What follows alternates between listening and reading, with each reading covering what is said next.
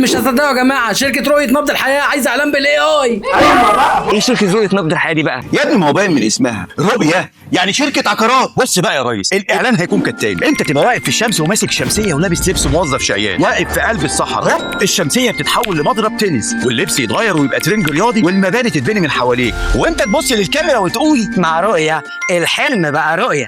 ايه ده؟ ايه الهبل ده؟ مين قال لك اصلا ان هي شركه عقارات؟ ده اكيد اعلان عن عيادات. هيبقى كالتالي: انت هتبقى دكتور في غرفه العمليات وفي ايدك مولود، فجاه جهاز القلب وقف، بنسمع صفاره، الواد بيعيط، جهاز القلب رجع تاني، الأم بتفتح عينيها وانت بتبص للكاميرا وبتقول مع عيادات نبض الحياه، لكل نبض حياه. ايه ده؟ ايه الهبل ده؟ مين قال لكم ان هي عيادات اصلا؟ دي تبقى شركه سيارات طبعا. فكره العين كالتالي: انت راكب عربيه، في ناس بتطاردك، بتضرب عليك نار، مفيش مهما طلقه تيجي فيك، لان العربيه بتاعتنا مصفحه وانشف من دماغ انا شخصيا. العربيه بتطاردك، تنزل تجري وسط النطق، تقعد تتزحلق، تنزل مية متر في زودك، خد تشرب تروح فيه. ينزل سلوجان: مع سيارات نبض الحياه نضمن لك الحياه، لكن الاعمار بيد الله. ايه ده؟ بتسقفوا على ايه؟ ومين قال لكم اصلا انها شركه سيارات؟ حيرتنا. امال هي ايه؟ سلسله مطاعم؟